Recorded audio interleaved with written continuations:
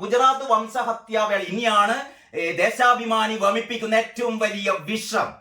അതായത് ഞാൻ കഴിഞ്ഞ ദിവസം പറഞ്ഞല്ലോ, അതായത് ഗോദ്രയിൽ തീവണ്ടി കത്തിച്ചത് ഈ പറയുന്ന മുസ്ലിം തീവ്രവാദികളാണ് എന്നുള്ള പരമപ്രധാനമായ കാര്യം, കോടതി അതിൽ 11 പേരെ വധശിക്ഷക്ക് വിധിച്ച കാര്യം മനഃപൂർവ്വം പറയാതിരുന്ന ദേശാഭിമാനി വീണ്ടും ആ മരിച്ചുപോയ, വെണ്ണീരായി പോയ, കത്തിക്കരിഞ്ഞു പോയ ആ 10-20ഓളം കുട്ടികളെയും 10-15 സ്ത്രീകളെയും ബാക്കിയുള്ള പുരുഷന്മാരെയും ഏതാണ്ട് 59 തീർത്ഥാടകരെ 59 തീർത്ഥാടകരുടെ ആ കത്തിക്കരിഞ്ഞ ചാരത്തിൽ കയറി നിന്ന് ദേശാഭിമാനി അർമാദിക്കുകയാണ് കേട്ടോ. ദേശാഭിമാനി എഴുതിയെന്താണെന്നറിയോ?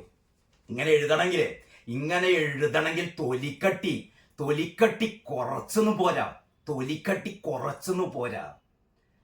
ഇതിനൊക്കെ ചെയ്യേണ്ടത് നല്ല മുളകരച്ച് തേക്കുകയാണ്. തെരണ്ടിവാരുകൊണ്ടുള്ള അടിയൊന്നും ഇത് പോരാ. കാരണം ഞാൻ വായിച്ചു തരാം. കാരണം ഇത് ദേശാഭിമാനി ഒരുപാട് ആൾക്കാർ വാങ്ങുന്നുണ്ടെങ്കിലും എത്ര പേര് വായിക്കുന്നുണ്ടെന്നുള്ളത് നമുക്കറിയാലോ. ഏതായാലും നിങ്ങളൊന്ന് കേൾക്കണം, വളരെ രസകരമാണ് ദേശാഭിമാനിയുടെ ഈ നറേഷൻ. അതായത് ഗോദ്രയിൽ സബർമതി എക്സ്പ്രസിന് തീപിടിച്ച്, വീണ്ടും പറയുകയാണെ 3-ാം ദിവസവും ആവർത്തിക്കുന്നു ദേശാഭിമാനി. ശ്രദ്ധിക്കണം നിങ്ങൾ, 3-ാം ദിവസവും, ഈ പരമ്പരയുടെ 3-ാം ദിവസവും ദേശാഭിമാനി വായനക്കാരുടെ അണ്ണാക്കിലേക്ക് ദേശാഭിമാനി ഇട്ടുകൊടുക്കുകയാണ്. ട്രെയിൻ തീപിടിച്ചു. ഗോദ്രയിൽ സബർമതി എക്സ്പ്രസിന് തീപിടിച്ച് വെന്തെരിഞ്ഞവരുടെ മൃതദേഹങ്ങൾ അന്ന് വൈകിട്ട് തന്നെ അഹമ്മദാബാദിൽ എത്തിക്കുകയും പൊതുദർശനത്തിന് വെക്കുകയും ചെയ്ത സംഭവത്തിന് ഗുജറാത്ത് വംശഹത്യയുമായി വലിയ ബന്ധമുണ്ട്. ദേശാഭിമാനി ചൂണ്ടിക്കാണിക്കുന്നതെന്നറിയോ? ഈ കത്തിക്കരിഞ്ഞു പോയ 59 പേരുടെ കത്തിക്കരിഞ്ഞ മൃതദേഹം അഹമ്മദാബാദിൽ പൊതുദർശനത്തിന് വെച്ചത് ശരിയായില്ല. ഹിന്ദുക്കളെ കത്തിച്ച് കൊല്ലും, പക്ഷേ അവരുടെ മൃതദേഹം പോലും പൊതുദർശനത്തിന് വെക്കരുത് എന്ന് ഒരു ഉള്ളുപ്പുമില്ലാതെ, ഒരു മനസാക്ഷി കുത്തുമില്ലാതെ ദേശാഭിമാനി പറയുകയാണ്. ഗുജറാത്ത് കലാപത്തിന് വഴിവെച്ചത് ഇവരുടെ മൃതദേഹങ്ങൾ പൊതുദർശനത്തിന് വെച്ചതായിരുന്നു. അപ്പോൾ ഈ കൂട്ടക്കൊലയെ ന്യായീകരിച്ച് അവസാനം കുറ്റം മുഴുവൻ ഈ കൊല്ലപ്പെട്ട, തീവെച്ച് കൊന്ന ആ പാവം കുട്ടികളുടെ, ആ പാവം സ്ത്രീകളുടെ, അവരുടെ തലയിൽ ആ മൃതദേഹങ്ങൾ ചൂണ്ടിക്കാണിക്കുകയാണ്. ഗുജറാത്ത് കലാപത്തിന്, ഗുജറാത്ത് വർഗീയ കലാപത്തിന് ഇവരുടെ ഭാഷയിൽ ഗുജറാത്ത് വംശീയ ഹത്യക്ക് വഴി തെളിയിച്ചത് ആ കത്തിക്കരിഞ്ഞ മൃതദേഹങ്ങൾ അപ്പോൾ തന്നെ എടുത്തുകൊണ്ട് പോകേണ്ടതായിരുന്നില്ലേ? ഹിന്ദുക്കളുടെ മൃതദേഹങ്ങൾ പൊതുദർശനത്തിന് വെച്ചു എന്ന് പറയുന്നതാണ് നിങ്ങൾ ചെയ്ത ഏറ്റവും വലിയ തെറ്റ് എന്ന് ഒരു ഉളുപ്പുമില്ലാതെ ഈ വൃത്തികെട്ട പത്രം പറയുന്നു. എന്ത് തോന്നുന്നു നിങ്ങൾക്ക്? 59 പേരെ കത്തിക്കാം, അതിലൊരു പ്രശ്നവുമില്ല, ഞങ്ങൾ കത്തിക്കും. പക്ഷെ അവരുടെ മൃതദേഹങ്ങൾ നിങ്ങൾ പൊതുദർശനത്തിന് വെക്കരുത്. നിങ്ങൾ പൊതുദർശനത്തിന് മൃതദേഹങ്ങൾ വെച്ചു എന്നുള്ളതാണ് ഏറ്റവും വലിയ തെറ്റ്. നിങ്ങൾ അകത്തിടേണ്ടതാണ്. നിങ്ങൾ എങ്ങനെയാണ് കണ്ടുവെക്കുക? ഹിന്ദുക്കളെ കൊന്നാൽ, ഹിന്ദുക്കളെ കത്തിച്ചാൽ അതുമായി പോയിക്കൊള്ളണം. ഈ കാഴ്ചകളിൽ നിന്ന്, അല്ലെങ്കിൽ പൊതുജനങ്ങളുടെ കാഴ്ചകളിൽ നിന്ന് മാറിപ്പോയിക്കൊള്ളണം. ആരെയും അറിയിക്കരുത്. ഈ രീതി ഇത് കമ്മ്യൂണിസ്റ്റ് എന്താ പറയാ, ഏകാധിപത്യ രാഷ്ട്രങ്ങളിലൊക്കെ നടക്കുന്ന പോലെയാണ്. ഞങ്ങൾ കൊല്ലും, കത്തിക്കും, പക്ഷെ അതിനെപ്പറ്റി മിണ്ടിപ്പോകരുത്, മൃതദേഹം പ്രദർശനത്തിന് വെക്കരുത്. അതാണത്രേ ഈ ഗുജറാത്ത് വംശഹത്യയിലേക്ക് വഴി തെളിയിച്ചത്. വംശഹത്യ എന്ന് പറയുന്നത് ഇവരുടെ ടേമാണ്, ഞാനല്ല പറയുന്നത്. വംശഹത്യ അല്ല എന്ന് പലയാവർത്തി ഞാൻ പറഞ്ഞു. സംഘർഷങ്ങൾ കത്തിപ്പടരാനുള്ള പ്രധാന കാരണമായി ഈ നടപടിയെ വിലയിരുത്തുന്നവരുണ്ട്. സംഘർഷം കത്തിപ്പടരാനിടയാക്കിയത് ദേശാഭിമാനി പറയുകയാണ്. ഈ പത്രം പറയുന്നു, സംഘർഷം, അവിടെ കലാപം പടരാനിടയാക്കിയത് ആ ട്രെയിനിൽ 59 പേരെ പെട്രോൾ ഒഴിച്ച് പച്ചക്ക് കത്തിച്ചതല്ല. അതല്ല, അവരുടെ മൃതദേഹം, അവരുടെ കത്തിക്കരിഞ്ഞ മൃതദേഹം നിങ്ങൾ പൊതുദർശനത്തിന് വെച്ചു. അത് തെറ്റാണ്. ഞങ്ങൾ കത്തിക്കും, പക്ഷെ നിങ്ങളത് പൊതുദർശനത്തിന് വെക്കരുത്. അങ്ങനെ ഒരു ആരോപണം ഉണ്ടായിരുന്നു അത്രേ, അങ്ങനെ ഒരു വിലയിരുത്തൽ ഉണ്ടായിരുന്നു അത്രേ. ആ തീരുമാനമെടുത്തത് ആരാണ്? അന്ന് അഹമ്മദാബാദ് പോലീസ് കമ്മീഷണറായിരുന്ന PC പാണ്ഡെയുടെ മൊഴിപ്രകാരം ആ തീരുമാനമെടുത്തത് ഏറ്റവും മുകളിലുള്ളവർ ആയിരുന്നു. അപ്പോൾ ഈ പൊതുദർശനത്തിന് മൃതദേഹങ്ങൾ വെക്കാനുള്ള തീരുമാനമെടുത്തത് മുകളിലുള്ളവരായിരുന്നു. ഇൻവെർട്ടഡ് കോമയിലാണ് ദേശാഭിമാനി പറയുന്നത് മുകളിലുള്ളവർ.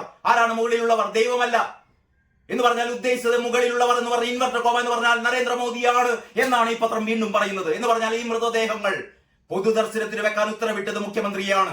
അങ്ങനെ കലാപം ഉണ്ടാക്കാൻ വേണ്ടി, അങ്ങനെ വളഞ്ഞ വഴിക്ക് വീണ്ടും നരേന്ദ്രമോദിയിലേക്ക് വിരൽ ചൂണ്ടുകയാണ് ഈ നെറികെട്ട പത്രം. ആ തീരുമാനം എടുത്തത് ആരാണ്? അന്ന് അഹമ്മദാബാദ് പോലീസ് കമ്മീഷണറായിരുന്ന PC പാണ്ഡെയുടെ മൊഴി പ്രകാരം ആ തീരുമാനമെടുത്തത് ഏറ്റവും മുകളിലുള്ളവരായിരുന്നു. ആ തീരുമാനമെടുത്തത് മുഖ്യമന്ത്രിയാകാം എന്നാണ് അന്ന് ആഭ്യന്തര സഹമന്ത്രിയായിരുന്ന ഗോർദൻ സദാഫിയ നാനാവതി കമ്മീഷൻ മുമ്പാകെ നൽകിയ മൊഴി. നാനാവതി കമ്മീഷൻ മുമ്പാകെ നൽകിയ മൊഴി അത് മുഖ്യമന്ത്രിയാകാം എന്നൊരു മൊഴിയുണ്ട് എന്നും കൂടി ദേശാഭിമാനി കണ്ടെത്തിയിരിക്കുന്നു. ഇനി 2002 ഫെബ്രുവരി 27 ശേഷമുള്ള 3 ദിവസം കൊലയാളി സംഘങ്ങളെ സംബന്ധിച്ചിടത്തോളം എന്തിനും ഏതിനും ലൈസൻസ് കിട്ടിയ ദിവസങ്ങളായിരുന്നു. പോലീസ് പലപ്പോഴും കാഴ്ചക്കാരായിരുന്നു എന്ന് ദൃക്സാക്ഷി മൊഴികളുണ്ട്. വീണ്ടും വീണ്ടും ആവർത്തിക്കുകയാണ്. സുപ്രീം കോടതി നിരാകരിച്ച കാര്യം വീണ്ടും വീണ്ടും വീണ്ടും ഈ പത്രം എഴുന്നള്ളിക്കുകയാണ്. പോലീസ് കാഴ്ചക്കാരായി, അതിന് പിന്നിൽ പ്രവർത്തിച്ചത് നരേന്ദ്രമോദിയാണ് എന്ന് വീണ്ടും വീണ്ടും കള്ളത്തരം പറഞ്ഞുകൊണ്ടിരിക്കുന്നു.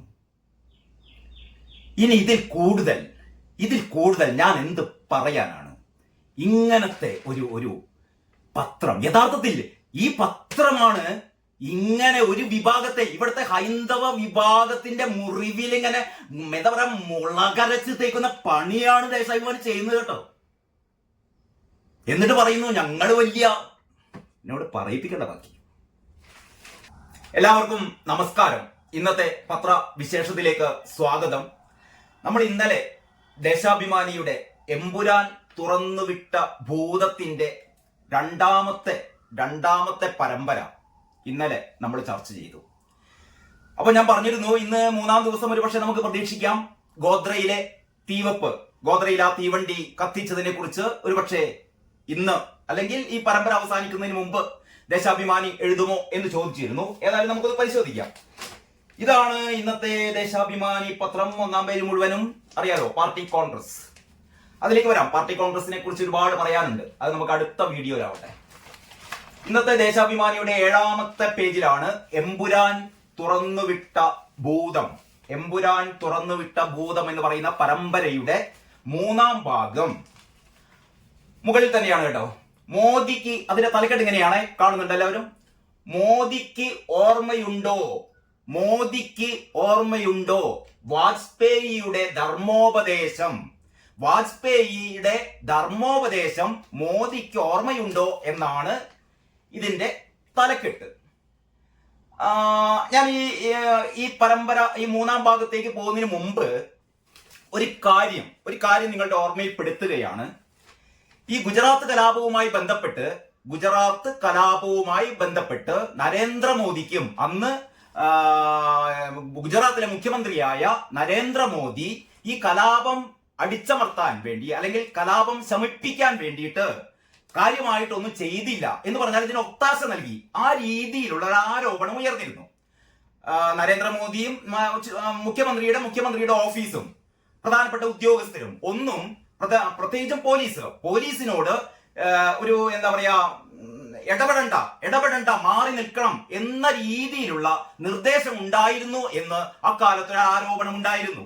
അങ്ങനെ ഇത് സംബന്ധിച്ച്, അതായത് ഈ കലാപത്തിന് പിന്നിൽ ഇതിനൊരു പ്രേരക ശക്തിയായത്, ഇതിന് ഒരു പിന്നിൽ ഒരു മൗനാനുവാദം, ഈ കലാപത്തിന് ഒരു മൗനാനുവാദം കൊടുത്തത് നരേന്ദ്രമോദിയാണ് എന്നാണ് അക്കാലത്ത് ഗുരുതരമായ അദ്ദേഹത്തിനെതിരെ ഉണ്ടായ ആരോപണമായിരുന്നുണ്ട്. പക്ഷെ ഈ അന്തംഗമ്മികൾ ഇപ്പോഴും അത് ആവർത്തിച്ചുകൊണ്ടിരിക്കുകയാണ്. ആ ആവർത്തനമാണ് ഇന്നത്തെ ദേശാഭിമാനി വീണ്ടും നരേന്ദ്രമോദിയെ പ്രതിക്കൂട്ടിൽ നിർത്തുകയാണ് കേട്ടോ. എനിക്ക് ചിരി വരുന്നത് എന്താന്ന് വെച്ചാല്, ഈ അന്തംഗമ്മികൾക്ക് എന്നാണ് ഒരു വെളിവുണ്ടാകുക, കോടതികളോട് ബഹുമാനം ഉണ്ടാകുക? അതായത് 2022 നമ്മുടെ സുപ്രീം കോടതി, ശ്രദ്ധിക്കണം, 2022 സുപ്രീം കോടതി അന്തിമമായി, ഇനി ഒരു തീർപ്പില്ല, അന്തിമമായി നരേന്ദ്രമോദിക്ക് ഗുജറാത്ത് വർഗീയ കലാപത്തിൽ ഒരു പങ്കുമില്ല, ഒരു തരത്തിലുള്ള ഇടപെടലും നടത്തിയിട്ടില്ല, അല്ലെങ്കിൽ മുഖ്യമന്ത്രിയുടെ ഭാഗത്ത് നിന്ന് ഒരു തരത്തിലുള്ള വീഴ്ചയും ഉണ്ടായിട്ടില്ല എന്ന് വളരെ കൃത്യമായി ആരാ പറയുന്നത്? ഇതാരാ പറയുന്നത്? BJP ഹെഡ്ക്വാർട്ടേഴ്സ് പറഞ്ഞതല്ല, RSSകാർ പറഞ്ഞതല്ല, PC ഹരീഷ് പറയുന്നതല്ല. ഇത് പറയുന്നത് പരമോന്നത കോടതിയിൽ വിശ്വാസം വേണം എന്റെ കൂട്ടരെ. നിങ്ങൾക്ക് പാർട്ടി പറയുന്നത്, പാർട്ടി AKG സെന്ററിന് പിണറായി വിജയൻ പറയുന്നത് മാത്രമേ, അല്ലെങ്കിൽ വീണ വിജയൻ പറയുന്നത് മാത്രമേ നിങ്ങൾക്ക് സ്വീകാര്യമാവൂ എന്നാണെങ്കിൽ എനിക്ക് കൂടുതലൊന്നും തർക്കിക്കാനില്ല. നമ്മുടെ പരമോന്നത നീതിന്യായ കോടതി പറഞ്ഞു 2022 തന്നെ പറഞ്ഞു. കാരണം നമ്മൾ കഴിഞ്ഞ ദിവസം സാക്കിയ ജെഫ്രിയുടെ ഒരു കാര്യം പറഞ്ഞിരുന്നല്ലോ, അതായത് ബൽക്കീസ് ബാനുവും സാക്കിയ ജെഫ്രിയുടെയും കാര്യമായിരുന്നു ഇന്നലത്തെ ദേശാഭിമാനി ഈ പരമ്പരയിൽ ഉണ്ടായിരുന്നത്. അതിൽ സാക്കിയ ജെഫ്രി ഈ പറയുന്ന എനിക്ക് തോന്നുന്നു 2002 ഫെബ്രുവരി 27 ഗോദ്രയിൽ ഈ ഗുജറാത്ത് വർഗീയ കലാപത്തിന് കാരണമായ ആ ഗോദ്രയിലെ തീവണ്ടി കത്തിച്ചത്, വീണ്ടും പറയുന്നു, 2002 ഫെബ്രുവരി 27 അങ്ങനെ 2002 ശേഷം 2006 ഈ സാക്കിയ ജെഫ്രി ഈ സംഭവത്തിന് പിന്നിൽ മുഖ്യമന്ത്രി നരേന്ദ്രമോദിയുടെ ഇടപെടലുണ്ട്, അല്ലെങ്കിൽ അദ്ദേഹത്തിന്റെ ഭാഗത്ത് നിന്ന് ഗുരുതരമായ വീഴ്ചയുണ്ടായി എന്നൊക്കെ പറഞ്ഞിട്ട് അവര് ഈ വിചാരണ കോടതിയിൽ കേസ് രജിസ്റ്റർ ചെയ്തിരുന്നു. അങ്ങനെയാണ് അതിനുശേഷം ഹൈക്കോടതിയിലും സുപ്രീം കോടതിയിലും ഒക്കെ പോയി അവസാനം സുപ്രീം കോടതി തന്നെ ഒരു സ്പെഷ്യൽ ഇൻവെസ്റ്റിഗേഷൻ ടീമിനെ നിയമിച്ചിരുന്നു. അതായത് ഈ കാര്യം അന്വേഷിക്കാൻ സാക്കിയ ജെഫ്രി കൊടുത്ത ഈ ഒരു പരാതി, ഇതിനെ സംബന്ധിച്ച് എന്താണ് യഥാർത്ഥത്തിൽ ഇവിടെ സംഭവിച്ചത്, അന്നത്തെ മുഖ്യമന്ത്രിയായ നരേന്ദ്രമോദിയുടെ ഭാഗത്ത് നിന്ന് എന്തെങ്കിലും വീഴ്ചയുണ്ടായോ, അല്ലെങ്കിൽ മുഖ്യമന്ത്രിയുടെ ഓഫീസിന്റെ ഭാഗത്ത് നിന്ന്, ഉദ്യോഗസ്ഥരുടെ ഭാഗത്ത് നിന്ന്, പോലീസിന്റെ ഭാഗത്ത് നിന്ന് എന്തെങ്കിലും വീഴ്ചയുണ്ടായോ എന്ന് പരിശോധിക്കാൻ വേണ്ടിയിട്ട് സുപ്രീം കോടതി ഒരു SIT സ്പെഷ്യൽ ഇൻവെസ്റ്റിഗേഷൻ ടീമിനെ ഏർപ്പെടുത്തിയിരുന്നു. സുപ്രീം കോടതിയുടെ നിരീക്ഷണത്തിൽ ആ SIT നടത്തിയ അന്വേഷണത്തെ തുടർന്ന് എനിക്ക് തോന്നുന്നു 2006 കൊടുത്തിട്ട് 2008 അവർ ആദ്യമായി ആദ്യമായി ആ റിപ്പോർട്ട് സുപ്രീം കോടതി സമർപ്പിക്കുന്നത് എന്ന് പറഞ്ഞാൽ നരേന്ദ്രമോദിയുടെ ഓഫീസിനോ ഉദ്യോഗസ്ഥർക്കോ പോലീസിനോ ഇതിൽ ഒരു വീഴ്ചയും സംഭവിച്ചിട്ടില്ല എന്ന് വളരെ ക്ലിയർ കട്ടായ അവരുടെ ജഡ്ജ്മെന്റ്, അല്ലെങ്കിൽ അവരുടെ നിരീക്ഷണം, അല്ലെങ്കിൽ അവരുടെ റിപ്പോർട്ട്, ഈ സ്പെഷ്യൽ ഇൻവെസ്റ്റിഗേഷൻ ടീമിന്റെ റിപ്പോർട്ട് സുപ്രീം കോടതി കൊടുക്കുകയും സുപ്രീം കോടതിക്ക് അത് ബോധ്യപ്പെടുകയും ചെയ്തു. എന്നിട്ടും സക്കിയ ജാഫ്രി നിർത്തിയില്ല. ശരിക്ക് ഈ സക്കിയ ജാഫ്രി മാത്രമല്ല, അതിന്റെ പിന്നിൽ ടെസ്റ്റാസ് എദൽവാദ്, നിങ്ങൾക്കറിയാലോ, മനുഷ്യാവകാശ പ്രവർത്തക എന്ന് മേനി നടിക്കുന്ന ടെസ്റ്റാസ് എദൽവാദ് ഉൾപ്പെടെയുള്ള മനുഷ്യാവകാശ പ്രവർത്തകർ ഒരുപാട് പേര് ഈ സക്കിയ ജാഫ്രിയെ വീണ്ടും നിർബന്ധിച്ച് ഇവര് ഇതങ്ങനെ ക്ലോസ് ചെയ്യാൻ പാടില്ല, വീണ്ടും അന്വേഷിക്കണം എന്ന് പറഞ്ഞ് വീണ്ടും പുനരന്വേഷണം നടത്തി. എന്ന് പറഞ്ഞാൽ 2008 ഈ റിപ്പോർട്ട് സമർപ്പിച്ചിട്ട് വീണ്ടും പലതവണ ഈ സുപ്രീം കോടതി വീണ്ടും ഇത് റിവ്യൂ ചെയ്യാൻ ആവശ്യപ്പെട്ടു. വീണ്ടും ഈ റിവ്യൂ ഒക്കെ വന്നു കഴിഞ്ഞിട്ടും ഏറ്റവും അവസാനം 2022 3 വർഷം മുമ്പ് 2022 ഫൈനൽ ജഡ്ജ്മെന്റ് വന്നു. ഇതിൽ നരേന്ദ്രമോദിക്ക് ഒരു പങ്കുമില്ല എന്ന് സുപ്രീം കോടതിയുടെ ഫൈനൽ ജഡ്ജ്മെന്റ് വന്നു. എന്നിട്ടും നമ്മുടെ സഖാക്കളുടെ അന്തംകമ്മികളുടെ ഈ ചവറ് പത്രത്തിന് ബോധ്യമായിട്ടില്ല. ഇവർക്ക് ബോധ്യമാകണമെങ്കിൽ AKG സെന്ററിൽ നിന്ന് പറയണം. ഇവർക്ക് ബോധ്യമാകണമെങ്കിൽ അത് കാരണഭൂതം പറയണം. കാരണഭൂതം പറഞ്ഞാലേ ഇവർക്കത് ബോധ്യമാകുകയുള്ളൂ. അതായത് ഈ പരമ്പരയിൽ ഉടനീളം അവര് ഈ ആരോപണത്തിന്റെ കുന്തവൻ എന്ന് പറഞ്ഞാൽ ഗുജറാത്ത് കലാപത്തിന് പിന്നിൽ ഇതിൽ വംശീയ കലാപം എന്നാണ് കേട്ടോ പറയുന്നത്. ഗുജറാത്ത് വംശീയ കലാപം എന്നാണ് ഇതിൽ പറയുന്നത്. മുസ്ലിങ്ങളെ വംശീയമായി ഉന്മൂലനം ചെയ്യാനുള്ള ഒരു പദ്ധതി എന്നൊക്കെയാണ് റിപ്പോർട്ടിൽ പറയുന്നത്. ഞാൻ കഴിഞ്ഞ വീഡിയോയിലൊക്കെ പറഞ്ഞു, ഗുജറാത്തിൽ നടന്നത് വംശീയ കലാപമല്ല, അതൊരു വർഗീയ കലാപമായിരുന്നു. ഇരുകൂട്ടരും 750ഓളം മുസ്ലിങ്ങളും 300-നടുത്ത് ഹിന്ദുക്കളും മരിച്ച ഇരുകൂട്ടരും തമ്മിൽ വെട്ടിയും കുത്തിയും തീവച്ചുമൊക്കെയുണ്ടായ ആ ഒരു വൻ ദുരന്തം. പക്ഷേ ദേശാഭിമാനി പറഞ്ഞുകൊണ്ടേയിരിക്കുന്നു ഇത് വംശീയ ഹത്യയാണ്. അപ്പോൾ ഇപ്പോഴും ഇന്ന് 2025-ലും ഈ എന്താ എമ്പുരാൻ തുറന്നു വിട്ട ഭൂതം എന്ന് പറയുന്ന പരമ്പരയുടെ 3-ാം ഭാഗത്തും ദേശാഭിമാനി പറയുകയാണ് സുപ്രീം കോടതിയുടെ പുല്ലുവില. സുപ്രീം കോടതിയൊക്കെ ദേശാഭിമാനിക്ക് സുപ്രീം കോടതി പറഞ്ഞാലൊന്നും ദേശാഭിമാനി കേൾക്കില്ല. ഇപ്പോഴും ദേശാഭിമാനി പറയാണ് നരേന്ദ്രമോദിയാണ് ഇതിന് പിന്നിൽ എന്ന് കൃത്യമായി പറയുന്നില്ല, പിന്നിലെന്ന് സംശയിക്കപ്പെടുന്നു എന്നുള്ള രീതിയിലാണ് ഈ വാർത്ത മുഴുവൻ. ഈ വാർത്ത തുടങ്ങുന്നത് ഹെഡിങ് ഞാൻ നേരത്തെ പറഞ്ഞു, മോദിക്ക് ഓർമ്മയുണ്ടോ വാജ്പേയിയുടെ ധർമ്മോപദേശം എന്ന് പറഞ്ഞാൽ ഈ സംഭവം നടന്നിട്ട് വാജ്പേയി, അന്നത്തെ പ്രധാനമന്ത്രിയായിരുന്ന വാജ്പേയി ഒരു പത്രസമ്മേളനം നടത്തിയിരുന്നു. അഹമ്മദാബാദിൽ വെച്ചിട്ട് പത്രസമ്മേളനം നടത്തിയപ്പോൾ വാജ്പേയി നരേന്ദ്രമോദിയെ കുറിച്ച് പറഞ്ഞത്രേ, ഒരു മുഖ്യമന്ത്രി രാജ്യനീതി നടപ്പാക്കണം എന്ന് പറഞ്ഞാൽ എല്ലാ ജനങ്ങളെയും ഒരേപോലെ കണ്ട് അവർക്ക് നീതി ലഭ്യമാക്കാൻ മുഖ്യമന്ത്രി എന്ന രീതിയിൽ ഒരു മുഖ്യമന്ത്രി ശ്രമിക്കേണ്ടതാണ്. ഇതൊരു കോമൺ സ്റ്റേറ്റ്മെന്റ് ആണ്. ഇതാണ് ആദ്യം തന്നെ ദേശാഭിമാനി ഇതിന്റെ തുടക്കം പറയുന്നത്. ഞാനത് വായിക്കാം. വളരെ രസകരമാണ് സംഭവം കേട്ടോ. അതായത് എം അഖിലാണ് ഇത് എഴുതിയത്. അഖിൽ എന്തോ വലിയ കണ്ടുപിടുത്തം നടത്തിയ പോലെയാണ് ഇത് എഴുതുന്നത് കേട്ടോ. ഇതിങ്ങനെയാണ്: എനിക്ക് മുഖ്യമന്ത്രിക്ക് നൽകാനുള്ള ഏക ഉപദേശം ഇതാണ്. വാജ്പേയി പറയുകയാണ്, എനിക്ക് മുഖ്യമന്ത്രിക്ക് നൽകാനുള്ള ഏക ഉപദേശം ഇതാണ്. മുഖ്യമന്ത്രി എന്ന് പറയുന്നത് നരേന്ദ്രമോദി. എന്താണ്? താങ്കൾ രാജ്യധർമ്മം പാലിക്കണം. രാജ്യധർമ്മം ആ വാക്കിന് വലിയ അർത്ഥങ്ങളുണ്ട്. രാജാവായാലും ഭരണാധികാരിയായാലും പ്രജകൾ തമ്മിൽ ഭേദം കാണിക്കരുത്. ജന്മത്തിന്റെയോ ജാതിയുടെയോ വർഗത്തിന്റെയോ മതത്തിന്റെയോ അടിസ്ഥാനത്തിൽ ഭേദഭാവങ്ങൾ കാണിക്കരുത് എന്ന് വാജ്പേയി ആരോട് പറയുന്നു? മോദിയോട് പറയുന്നു എന്നാണ് ഈ പറയുന്ന വിരുദ്ധൻ എഴുതി വെച്ചത്. ശരിയായിരിക്കാം. ഇതിനെന്താപ്പം പ്രശ്നം? ഒരു പ്രധാനമന്ത്രി പറയുന്നു, ഒരു മുഖ്യമന്ത്രി ഈ വളരെ കൃത്യമായി എന്ത് ചെയ്യണം? എല്ലാ വിഭാഗം ജനങ്ങളെയും ഒരുപോലെ കാണണം എന്ന് പറഞ്ഞിട്ട് നരേന്ദ്രമോദി അപ്പോൾ തന്നെ പറയുന്നു, ഞാൻ അങ്ങനെ ചെയ്തിട്ടുണ്ട്. ഈ കലാപകാലത്ത് ഈ ഗോദ്രയിലെ അതിനീചമായ ഗോദ്രയുണ്ടായ അതിക്രൂരമായ ഈ സംഭവത്തിന് ശേഷമുണ്ടായ ഈ വർഗീയ കലാപത്തിൽ ഞാൻ വളരെ കൃത്യമായി എന്റെ നിലപാടുകൾ എന്ന് പറഞ്ഞാൽ ഒരു ജാതി മത വ്യത്യാസം കൂടാതെ ഒരു തരത്തിലുള്ള വ്യത്യാസങ്ങളും കൂടാതെ വളരെ കൃത്യമായിട്ട് തന്നെ ഞാൻ എന്റെ പങ്കുവഹിച്ചിട്ടുണ്ട്. രാജ്യനീതി ഞാൻ പാലിച്ചിട്ടുണ്ട് എന്ന് അപ്പോൾ തന്നെ നരേന്ദ്രമോദി ഉത്തരം പറയുകയും ചെയ്തു. എന്നിട്ട് ഇത് പറയുകയാണ് കേട്ടോ. ഒന്ന് നരേന്ദ്രമോദിനെ കുത്തിയിട്ടാണ് പറയുന്നത്. അതായത് 2002 പ്രധാനമന്ത്രിയായിരുന്ന AB വാജ്പേയി ഗുജറാത്ത് മുഖ്യമന്ത്രിയായിരുന്ന നരേന്ദ്രമോദിയെ കയ്യകലത്തിരുത്തി നൽകിയ ഉപദേശമായിരുന്നു ഇത്. ഞാൻ ആദ്യം വായിച്ചത്. അതായത് എന്താ പറയാ, താങ്കൾ രാജ്യധർമ്മം പാലിക്കണമെന്ന് വാജ്പേയി നരേന്ദ്രമോദിക്ക് കയ്യകലത്തിൽ വെച്ചെന്ന് പറഞ്ഞാൽ ഒരുമിച്ചാണ് ഇവര് പത്രസമ്മേളനം. ആ പത്രസമ്മേളനത്തിൽ മുഖ്യമന്ത്രി വാജ്പേയിയുടെ പത്രസമ്മേളനത്തിൽ അതിന് തൊട്ടടുത്ത് തന്നെ ആരുണ്ടായിരുന്നു? നരേന്ദ്രമോദിയും ഉണ്ടായിരുന്നു. അപ്പോൾ നരേന്ദ്രമോദി അതിന് മറുപടിയും നൽകി. എന്താണ്? ഗുജറാത്ത് വംശഹത്യ.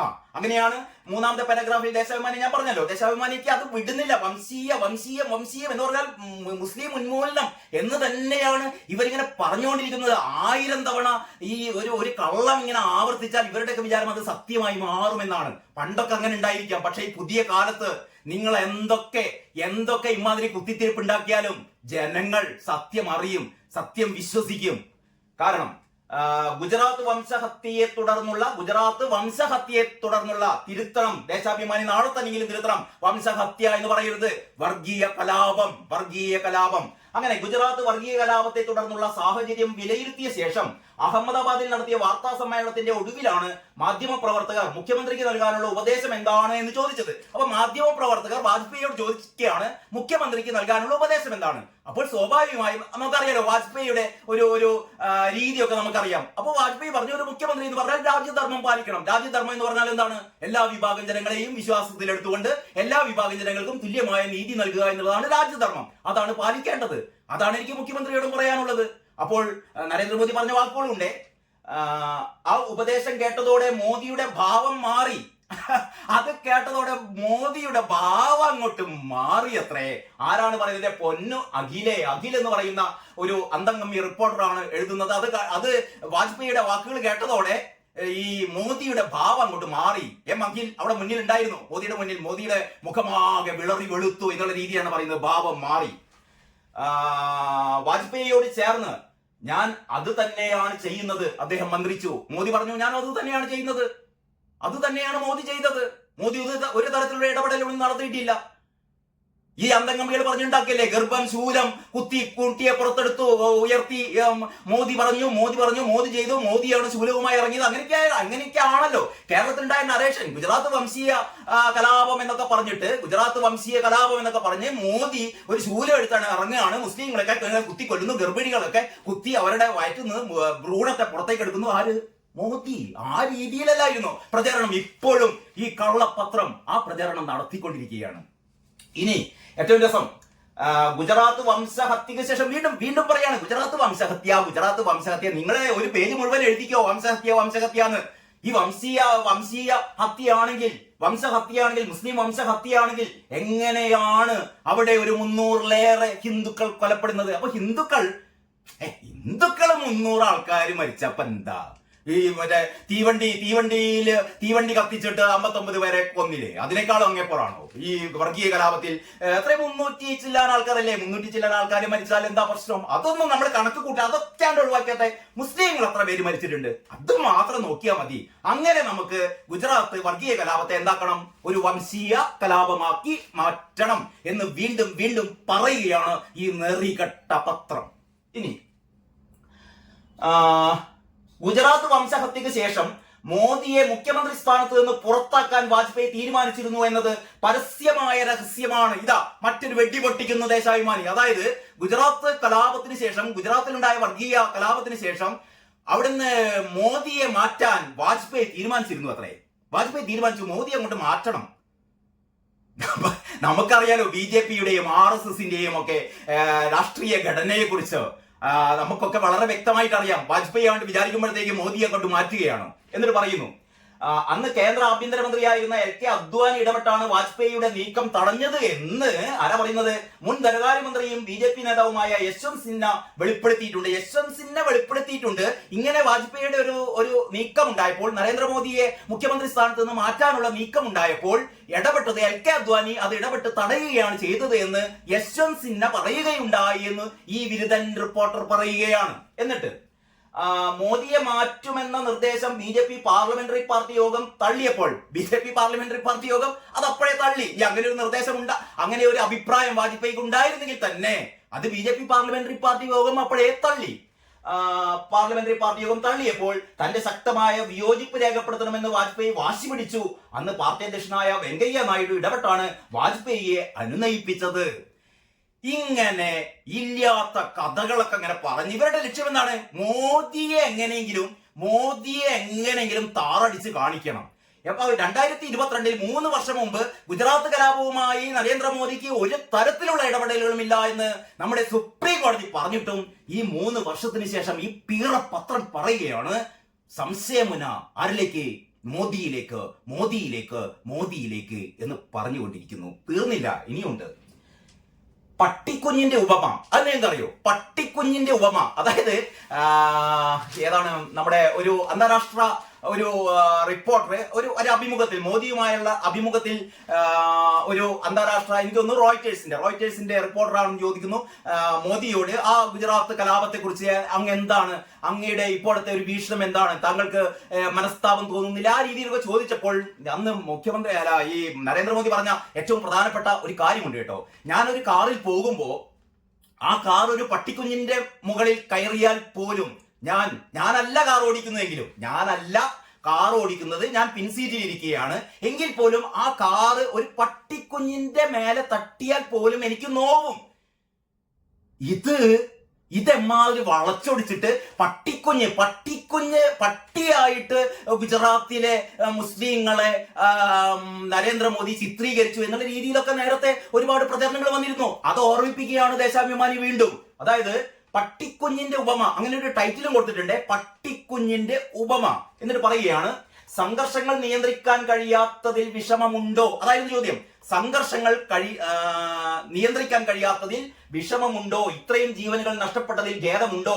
തുടങ്ങിയ ചോദ്യങ്ങൾ ചില മാധ്യമങ്ങൾ മോദിയോട് പല കാലങ്ങളിൽ ഉന്നയിച്ചിട്ടുണ്ട്. 2013 റോയിറ്റേഴ്സിന്റെ ഞാൻ നേരത്തെ പറഞ്ഞില്ലേ, റോയിറ്റേഴ്സിന്റെ വാർത്താ ഏജൻസിയുമായുള്ള അഭിമുഖത്തിൽ ഈ ചോദ്യത്തിന് മോദിയുടെ മറുപടി വിവാദ കൊടുങ്കാറ്റ് ഉയർത്തിയതേ മോദി ഇത്രയേ പറഞ്ഞിട്ടുള്ളൂ. അത് ഇതിൽ പറയുന്നുണ്ട്. ഞാൻ യാത്ര ചെയ്യുന്ന കാർ ഒരു പട്ടിക്കുഞ്ഞിന്റെ മുകളിൽ കയറിയാൽ വിഷമമുണ്ടാകില്ലേ? കാറിന്റെ പിൻസീറ്റിലാണ് ഞാനെങ്കിലും വിഷമം ഉണ്ടാകും. മുഖ്യമന്ത്രി ആയാലും അല്ലെങ്കിലും ഞാനും മനുഷ്യനാണ്, വിഷമം ഉണ്ടാകും എന്നായിരുന്നു മറുപടി. വളരെ വളരെ പ്ലെയിനായ വളരെ സിമ്പിളായ ഒരു മറുപടിയാണ്. ഞാൻ കാറിൽ പോകുമ്പോൾ ആ കാർ ഒരു പട്ടിക്കുഞ്ഞിന്റെ മേലെ തട്ടിയാൽ എനിക്ക് വിഷമം ഉണ്ടാവും. ഞാൻ മുഖ്യമന്ത്രി ആയാലും അല്ലെങ്കിലും ഞാനൊരു സാധാരണ മനുഷ്യനാണെങ്കിലും എപ്പോഴും ഒരു സാധാരണ മനുഷ്യനുണ്ടാകുന്ന ആ വികാരം എനിക്കുണ്ടാകും. അപ്പൊ തീർച്ചയായും ഗുജറാത്ത് കലാപത്തിൽ, വർഗീയ കലാപത്തിൽ ഇത്രയും മനുഷ്യർ മരിക്കുമ്പോൾ തീർച്ചയായും എനിക്ക് മനസ്താപം ഉണ്ടാകും. അതല്ലാതെ ഞാൻ ഇവിടെ ആഹ്ലാദിച്ചിരിക്കുകയാണോ? അപ്പോ ഈ ഒരു റോയിറ്റേഴ്സിന്റെ ലേഖകൻ ഒരു കുത്തിയുള്ള മുനവച്ചുള്ള ഒരു ചോദ്യത്തിന് നരേന്ദ്രമോദി വളരെ വളരെ നിഷ്കളങ്കമായി അദ്ദേഹം മറുപടി പറഞ്ഞതുപോലും അന്ന് വിവാദങ്ങൾ ഉയർത്തിയിരുന്നു, വിവാദ കൊടുങ്കാറ്റ് ഉയർത്തിയിരുന്നു. ആ വിവാദ കൊടുങ്കാറ്റ് വീണ്ടും ഒരിക്കൽ കൂടി ദേശാഭിമാനി ഓർമ്മിപ്പിക്കുകയാണ്. പിന്നെ അത് കഴിഞ്ഞിട്ട് ഗുജറാത്ത് വംശഹത്യാവേള ഇനിയാണ് ദേശാഭിമാനി വമിപ്പിക്കുന്ന ഏറ്റവും വലിയ വിഷം. അതായത് ഞാൻ കഴിഞ്ഞ ദിവസം പറഞ്ഞല്ലോ, അതായത് ഗോദ്രയിൽ തീവണ്ടി കത്തിച്ചത് ഈ പറയുന്ന മുസ്ലിം തീവ്രവാദികളാണ് എന്നുള്ള പരമപ്രധാനമായ കാര്യം, കോടതി അതിൽ 11 പേരെ വധശിക്ഷയ്ക്ക് വിധിച്ച കാര്യം മനഃപൂർവ്വം പറയാതിരുന്ന ദേശാഭിമാനി വീണ്ടും ആ മരിച്ചുപോയ, വെന്ത് വെണ്ണീരായി പോയ, കത്തിക്കരിഞ്ഞു പോയ ആ 10-20ഓളം കുട്ടികളെയും 10-15 സ്ത്രീകളെയും ബാക്കിയുള്ള പുരുഷന്മാരെയും ഏതാണ്ട് 59 തീർത്ഥാടകരെ, 59 തീർത്ഥാടകരുടെ ആ കത്തിക്കരിഞ്ഞ ചാരത്തിൽ കയറി നിന്ന് ദേശാഭിമാനി അർമാദിക്കുകയാണ് കേട്ടോ. ദേശാഭിമാനി എഴുതിയെന്താണെന്നറിയോ? ഇങ്ങനെ എഴുതണമെങ്കിൽ തൊലിക്കട്ടി കുറച്ചൊന്നും പോരാ. ഇതിനൊക്കെ ചെയ്യേണ്ടത് നല്ല മുളകരച്ച് തേക്കുകയാണ്. തെരണ്ടിവാരുകൊണ്ടുള്ള അടിയൊന്നും ഇത് പോരാ. കാരണം ഞാൻ വായിച്ചു തരാം. കാരണം ഇത് ദേശാഭിമാനി ഒരുപാട് ആൾക്കാർ വാങ്ങുന്നുണ്ടെങ്കിലും എത്ര പേര് വായിക്കുന്നുണ്ടെന്നുള്ളത് നമുക്കറിയാലോ. ഏതായാലും നിങ്ങളൊന്ന് കേൾക്കണം, വളരെ രസകരമാണ് ദേശാഭിമാനിയുടെ ഈ നറേഷൻ. അതായത് ഗോദ്രയിൽ സബർമതി എക്സ്പ്രസിന് തീപിടിച്ച്, വീണ്ടും പറയാണ്, 3-ാം ദിവസവും ആവർത്തിക്കുന്നു ദേശാഭിമാനി. ശ്രദ്ധിക്കണം നിങ്ങൾ, 3-ാം ദിവസവും, ഈ പരമ്പരയുടെ 3-ാം ദിവസവും ദേശാഭിമാനി വായനക്കാരുടെ അണ്ണാക്കിലേക്ക് ദേശാഭിമാനി ഇട്ടുകൊടുക്കുകയാണ്. ട്രെയിൻ തീപിടിച്ചു. ഗോദ്രയിൽ സബർമതി എക്സ്പ്രസിന് തീപിടിച്ച് വെന്തെരിഞ്ഞവരുടെ മൃതദേഹങ്ങൾ അന്ന് വൈകിട്ട് തന്നെ അഹമ്മദാബാദിൽ എത്തിക്കുകയും പൊതുദർശനത്തിന് വെക്കുകയും ചെയ്ത സംഭവത്തിന് ഗുജറാത്ത് വംശഹത്യയുമായി വലിയ ബന്ധമുണ്ട്. ദേശാഭിമാനി ചൂണ്ടിക്കാണിക്കുന്നതെന്നറിയോ? ഈ കത്തിക്കരിഞ്ഞുപോയ 59 പേരുടെ കത്തിക്കരിഞ്ഞ മൃതദേഹം അഹമ്മദാബാദിൽ പൊതുദർശനത്തിന് വെച്ചത് ശരിയായില്ല. ഹിന്ദുക്കളെ കത്തിച്ച് കൊല്ലും, പക്ഷേ അവരുടെ മൃതദേഹം പോലും പൊതുദർശനത്തിന് വെക്കരുത് എന്ന് ഒരു ഉള്ളുപ്പുമില്ലാതെ, ഒരു മനസാക്ഷി കുത്തുമില്ലാതെ ദേശാഭിമാനി പറയുകയാണ്. ഗുജറാത്ത് കലാപത്തിന് വഴിവെച്ചത് ഇവരുടെ മൃതദേഹങ്ങൾ പൊതുദർശനത്തിന് വെച്ചതായിരുന്നു. അപ്പോൾ ഈ കൂട്ടക്കൊലയെ ന്യായീകരിച്ച് അവസാനം കുറ്റം മുഴുവൻ ഈ കൊല്ലപ്പെട്ട, തീവെച്ച് കൊന്ന ആ പാവം കുട്ടികളുടെ, ആ പാവം സ്ത്രീകളുടെ, അവരുടെ തലയിൽ ആ മൃതദേഹങ്ങൾ ചൂണ്ടിക്കാണിക്കുകയാണ്. ഗുജറാത്ത് കലാപത്തിന്, ഗുജറാത്ത് വർഗീയ കലാപത്തിന് ഇവരുടെ ഭാഷയിൽ ഗുജറാത്ത് വംശീയ ഹത്യക്ക് വഴി തെളിയിച്ചത് ആ കത്തിക്കരിഞ്ഞ മൃതദേഹങ്ങൾ അപ്പോൾ തന്നെ എടുത്തുകൊണ്ട് പോകേണ്ടതായിരുന്നില്ലേ? ഹിന്ദുക്കളുടെ മൃതദേഹങ്ങൾ പൊതുദർശനത്തിന് വെച്ചു എന്ന് പറയുന്നതാണ് നിങ്ങൾ ചെയ്ത ഏറ്റവും വലിയ തെറ്റ് എന്ന് ഒരു ഉളുപ്പുമില്ലാതെ ഈ വൃത്തികെട്ട പത്രം പറയുന്നു. എന്ത് തോന്നുന്നു നിങ്ങൾക്ക്? 59 പേരെ കത്തിക്കാം, അതിലൊരു പ്രശ്നവുമില്ല, ഞങ്ങൾ കത്തിക്കും. പക്ഷെ അവരുടെ മൃതദേഹങ്ങൾ നിങ്ങൾ പൊതുദർശനത്തിന് വെക്കരുത്. നിങ്ങൾ പൊതുദർശനത്തിന് മൃതദേഹങ്ങൾ വെച്ചു എന്നുള്ളതാണ് ഏറ്റവും വലിയ തെറ്റ്. നിങ്ങൾ അകത്തിടേണ്ടതാണ്. നിങ്ങൾ എങ്ങനെയാണ് കണ്ടുവെക്കുക? ഹിന്ദുക്കളെ കൊന്നാൽ, ഹിന്ദുക്കളെ കത്തിച്ചാൽ അതുമായി പോയിക്കൊള്ളണം. ഈ കാഴ്ചകളിൽ നിന്ന്, അല്ലെങ്കിൽ പൊതുജനങ്ങളുടെ കാഴ്ചകളിൽ നിന്ന് മാറിപ്പോയിക്കൊള്ളണം. ആരെയും അറിയിക്കരുത്.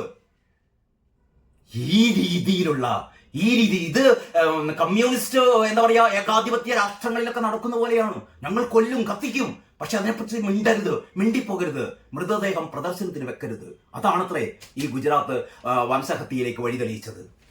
വംശഹത്യ എന്ന് പറയുന്നത് ഇവരുടെ ടേമാണ്, ഞാനല്ല പറയുന്നത്. വംശഹത്യ അല്ല എന്ന് പലയാവർത്തി ഞാൻ പറഞ്ഞു. എന്നിട്ട് പറയുകയാണ്, പൊതുദർശനത്തിന് വയ്ക്കുകയും ചെയ്ത സംഭവത്തിന് ഗുജറാത്ത് വംശഹത്യയുമായി വലിയ ബന്ധമുണ്ട്. സംഘർഷങ്ങൾ കത്തിപ്പടരാനുള്ള പ്രധാന കാരണമായി ഈ നടപടിയെ വിലയിരുത്തുന്നവരുണ്ട്. സംഘർഷം കത്തിപ്പടരാനിടയാക്കിയത് ദേശാഭിമാനി പറയുകയാണ്.